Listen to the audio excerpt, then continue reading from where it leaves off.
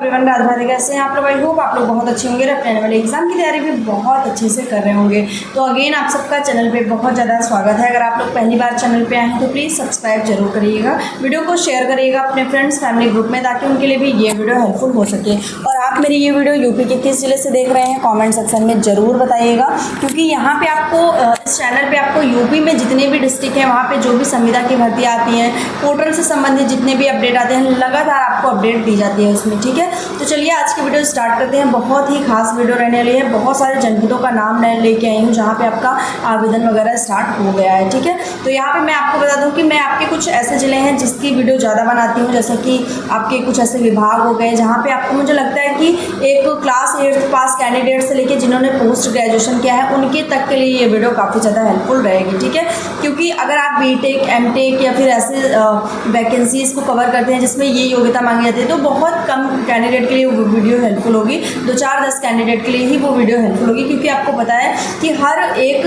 दूसरा व्यक्ति BTech MTech नहीं किया रहता है। ठीक है, तो ये चीज़ आपको समझ में आनी चाहिए। बाकी जो ग्रामीण क्षेत्र के लोग हैं उनमें भी ये जो चीज़ें हैं वो कम देखने को मिलती हैं। सब ज़्यादातर पोस्ट ग्रेजुएट यही सारी चीज़ें उनके पास डिग्रियाँ होती हैं और उसी के बेस पे वो अपना काम करना चाहते हैं। तो यहाँ पे मैं आपको बता दूँ कि सबसे आपका जो मैं अगर अपना बताऊँ तो मुझे महिला कल्याण विभाग द्वारा सबसे अच्छी बात ये लगती है कि उसमें बहुत सारे जनपदों पे आवेदन होता है, और आवेदन के साथ साथ बहुत सारे ऐसे पद आते हैं जिसमें आप एक ग्रामीण क्षेत्र का कैंडिडेट जो है वो आवेदन वहाँ पे कर सकता है। तो यहाँ पे आज की वीडियो में महिला कल्याण विभाग द्वारा भी आपके कुछ ऐसे पद आए हुए हैं जिसमें बहुत सारे जो योग्यता है उसको यहाँ पे रखा गया है कि इस योग्यता वाले कैंडिडेट यहाँ पे आवेदन कर सकते हैं। तो पूरी वीडियो देख लीजिएगा, आप लोग स्किप मत करिएगा। स्किप करेंगे तो बहुत सारे पॉइंट्स आप लोग से मिस हो जाएंगे, आप लोग का डाउट क्लियर नहीं होगा, और फिर कमेंट सेक्शन में आप लोग बोलते हैं कि मेरा ये डाउट नहीं क्लियर हुआ और मुझे ये चीज़ें नहीं समझ में आई।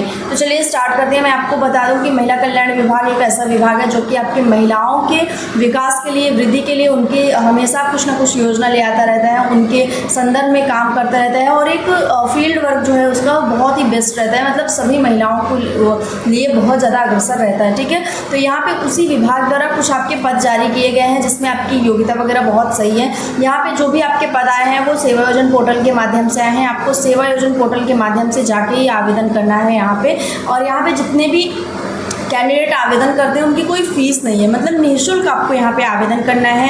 आवेदन की कोई फीस नहीं है आपकी, और सिलेक्शन में भी आपका कोई एग्ज़ाम नहीं है, यानी सिलेक्शन प्रोसेस भी आपका काफ़ी आसान है। मेरिट के आधार पर आपका यहाँ पे चयन होने वाला है। ठीक है, यहाँ पे जितने भी कैंडिडेट आवेदन करेंगे उनकी उम्र लगभग यहाँ पे कम से कम 18 और ज़्यादा से ज़्यादा यहाँ पे 45 ईयर्स होनी चाहिए, यानी कि 18 से 45 साल के बीच में अगर आपकी एज है तो आप यहाँ पे आवेदन कर सकते हैं। और जो भी OBC कैंडिडेट है उनको 3 साल की छूट दी जाएगी, यानी कि 48 साल, और जो SC ST कैंडिडेट है उनको यहाँ पे 5 साल की छूट दी जाएगी, यानी कि आपको यहाँ पे 50 साल तक आवेदन करने का मौका दिया जा रहा है। ठीक, तो आपका ये डाउट आई होप क्लियर हो गया होगा। इसके बाद यहाँ पे मैं बात करूँ तो कोई एक्सपीरियंस आपका नहीं मांगा जा रहा है कि विशेष क्षेत्र में आपका कोई एक्सपीरियंस हो 2 साल का 3 साल का, लेकिन एक चीज़ है कि कुछ ऐसे पद आपके आ जाते हैं कभी कभी जहाँ पे आपको 6 महीने, साल भर या फिर 2 साल का एक्सपीरियंस वो आपका मांग लेते हैं कि अगर आपके पास एक्सपीरियंस है तो आप ज़्यादा बेस्ट वर्क कर पाएंगे, आपका जो मतलब काम रहेगा वो अच्छा रहेगा। तो ये चीज़ यहाँ पे है। बाकी वर्क प्रोफाइल की बात करूँ या फिर लोकेशन की बात करूँ कि कहाँ पे आपका काम रहेगा, बहुत ज़्यादा कन्फ्यूज़न रहता है, खासकर महिलाओं में तो बहुत ज़्यादा रहता है कि किस तरह का इसमें काम रहेगा, मुझे काम क्या करना होगा, कहाँ पर काम करना होगा। कहीं मुझे किसी प्राइवेट सेक्टर में तो नहीं डाल देंगे, मतलब कहीं प्राइवेट जगह पे तो नहीं डाल देंगे, कहीं ऐसी शॉप पे या कहीं पे भी। तो मैं आपको बता दूं कि पोर्टल पे जितनी भी भर्तियां आती हैं वो हमेशा आपको किसी न किसी सरकारी संस्था में ही वो रखते हैं, मतलब किसी न किसी सरकारी जो आपकी जगह है वहीं पे आपको रखते हैं, प्राइवेट में कहीं भी नहीं रखते हैं। तो ये चीज़ आपको क्लियर होगी। जैसे कि माध्यमिक शिक्षा विभाग द्वारा भर्ती आती है तो हमेशा स्कूल में रखते हैं, जब आपकी CC एजुकेटर की भर्ती आती है तो आपके प्राइमरी स्कूल में रखते हैं। यहाँ पे चिकित्सा शिक्षा विभाग द्वारा आती है तो वो आपके हॉस्पिटल में, सामुदायिक केंद्र में रखते हैं, या जितने भी और भी आपकी जो इंस्ट्रक्टर के पद आते हैं, निदेशक के पद आते हैं, वो सभी आपके विद्यालय के पद होते हैं। तो महिला कल्याण विभाग द्वारा भी जो आपके पद आते हैं वो कहीं ना कहीं आपके कुछ पद हॉस्पिटल के रह सकते हैं, कुछ पद आपके कहीं और के रह सकते हैं, कुछ पद किसी और डिपार्टमेंट में आपको रख दिया जा रहा है। तो यहाँ पे ये चीज़ें आपको कहीं प्राइवेट जगह नहीं रखी जाती है, ठीक है। तो ये चीज़ आपकी क्लियर हो गई होगी।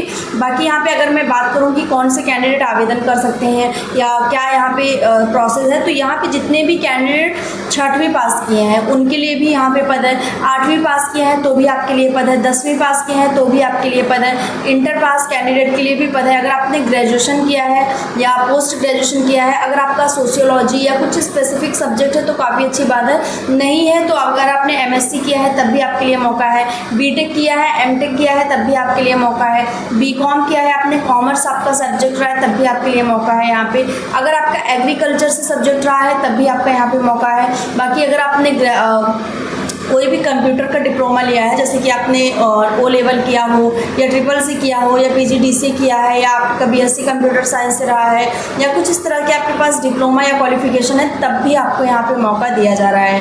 नर्सिंग का अगर आपने कोर्स किया है तब भी आपको यहाँ पे मौका दिया जा रहा है। मतलब हर एक कैंडिडेट को महिला कल्याण विभाग द्वारा आवेदन करने का यहाँ पे मौका दिया जा रहा है, ठीक है। तो ये चीज़ आपकी क्लियर हो गई होगी। और यहाँ पे सबसे जो एक बेस्ट अपॉर्चुनिटी मिलती है वो मिलती है ITI वालों को, जिन्होंने भी ITI की किसी भी ट्रेड में जिनके पास सर्टिफिकेट रहता है उनके पास यहाँ पे भर के चांसेस रहते हैं। इसके अलावा कंप्यूटर वालों के लिए भी आपके भर के यहाँ पे चांस रहते हैं। और यहाँ पे महिला कल्याण विभाग द्वारा इस समय एक बहुत ही बेस्ट पद रन कर रहा है, वो है चाइल्ड हेल्पलाइन सुपरवाइजर का, जो कि प्रत्येक जिले में जिसका आवेदन हो रहा है, ठीक है। तो ये आपका चाइल्ड हेल्पलाइन सुपरवाइजर का पद है, जिसमें आपको सुपरवाइजर के रूप में काम करना होगा महिला कल्याण विभाग के ऑफिस में या फिर कहीं पे भी आपको ऐसा ये पोस्टिंग करेंगे आपकी, जहाँ पे आपको संविदा पे रखा जाएगा और आपको सुपरवाइजर का पद यहाँ पे मैनेज करना होगा, ठीक है। तो इस समय हर एक जिले में मुझे लगता है कि महिला कल्याण विभाग में सबसे बेस्ट पद महिलाओं के लिए यही आया हुआ है, चाइल्ड हेल्पलाइन सुपर पे, जहाँ पे आपकी अगर योग्यता की बात करूँ तो आपका ग्रेजुएशन होना चाहिए। आपने ग्रेजुएशन अगर किसी सब्जेक्ट से, जैसे कि आपने सोशियोलॉजी से या आपने कोई भी पोषण से संबंधित या बाल विकास से संबंधित या फिर आपका साइकोलॉजी सब्जेक्ट रहा है, तो इस सब्जेक्ट से अगर आपका ग्रेजुएशन रहा है तो काफ़ी ज़्यादा आपको यहाँ पे हेल्पफुल मिलेगा, ठीक, हेल्पफुल चीज़ें आपके लिए रहेंगी, ठीक है।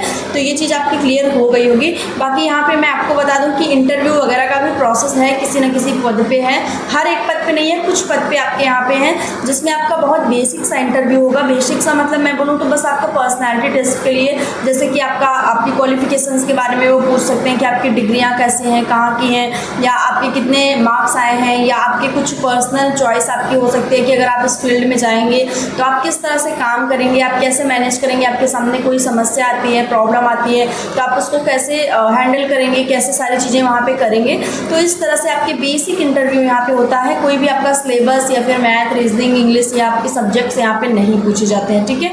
तो आप इस इंटरव्यू जहाँ पे भी आपका लिखा रहे ना कि साक्षात्कार है, आपका इंटरव्यू है, इंटरव्यू टाइम आपका ये है, तो आपको बिल्कुल घबराना नहीं है, क्योंकि बहुत ही बेसिक इंटरव्यू होता है। तो आपके लिए उसके लिए आपको मैं पहले से ही प्रिपेयर कर दे रही हूँ कि आपका बस पर्सनैलिटी टेस्ट होगी, कि आपका लाइव मतलब आपका ऑनलाइन होगा इंटरव्यू, तो वहाँ पे आपके वो पूछेंगे कि आपको ये चीज़ें आती हैं या नहीं आती है, बस इतना सा ही होगा। वो आपको जानना चाहते हैं कि आपको बोलने चालने की आपकी क्या मतलब आपका कम्युनिकेशन स्किल है वो कैसा है, आप इंटरेक्ट कर पा रहे हैं नहीं लोगों से, आपको क्योंकि आपको फील्ड वर्क दिया जाएगा और आपके अंदर बोलने का या फिर किसी से बातचीत करने का जब क्षमता ही नहीं रहेगी, आप बोल ही नहीं पाएंगे, तो फिर आप किसी काम को प्रॉपर कैसे कर पाएंगे। अगर कोई स्कीम है तो आप उसको कैसे जन जन तक पहुंचा सकते हैं, लोगों तक उसको कैसे आप भेज सकते हैं, ठीक है। तो ये चीज़ें यहाँ पे रखी गई हैं। तो आई होप आपको यहाँ तक का डाउट क्लियर हो गया होगा जो मैंने आपको बताया है। बाकी मैं बता दूँ कि पोस्ट आपके बहुत है, छोटे से पद, जैसे आपका स्वीपर से लेके sweeper, watchman, security guard, MTS का पद बहुत ज़्यादा आता रहता है, डाटा एंट्री ऑपरेटर का रहता है, प्लम्बर का, सीट मेटल वर्कर का, ये मतलब इस तरह के ITI वाले भी पद आपके आते रहते हैं। और आपके यहाँ पे सुपरवाइज़र का पद आता है, उसके साथ साथ भी आपके यहाँ पे बहुत सारे पद, मैनेजर के पद आते हैं यहाँ पे, और तमाम तरह के पद यहाँ पे महिला कल्याण विभाग द्वारा आपको देखे जाते हैं, ठीक है। तो चलिए मैं आपको जनपद बता देती हूँ कि किन किन जनपदों में आपका आवेदन हो रहा है, लास्ट डेट वगैरह क्या है, कब तक आपको यहाँ पे आवेदन कर लेना है। तो देखिए अभी मेरे सामने जितने भी जनपद का मैं नाम बताऊँगी, इस समय आपको 5 जुलाई के पहले अगर आप आवेदन कर लेते हैं तो काफ़ी अच्छी बात है।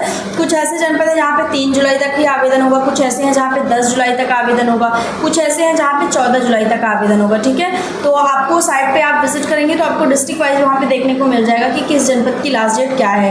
तो यहाँ पे सबसे पहले हमारे पास जो जनपद आता है वो है जनपद गाजियाबाद, जहाँ पे काफ़ी ज़्यादा पदों पे आवेदन हो रहा है। अलग अलग पद आपके आए हुए हैं, अलग अलग योग्यता के साथ आए हुए हैं, तो यहाँ पे आपका आवेदन हो रहा है। इसके बाद नेक्स्ट हमारे सामने आता है जनपद हरदोई, जहाँ पे आपका आवेदन हो रहा है। इसके बाद आता है गौतम बुद्ध नगर, जहाँ पे आपको महिला कल्याण विभाग द्वारा आवेदन देखने को मिल रहा है यहाँ। इसके बाद आता है चंदौली, चंदौली के बाद आता है जनपद इटावा, जिसमें लंबे समय से आवेदन स्टार्ट हो रहा है और अभी तक प्रोसेस चल ही रहा है। इटावा के बाद आता है जनपद बरेली, और यहाँ पे सबसे ज़्यादा डिमांडिंग जिला इस समय मेरे पास देखने को मिल रहा है जनपद गोरखपुर। तो अभी आपके लगभग यहाँ पे 7 जिलों में महिला कल्याण विभाग द्वारा आवेदन चल रहा है। आप किस जिले के हैं? अगर आप इन जिलों से हैं तो बहुत अच्छी बात है, आप आवेदन कर लीजिएगा।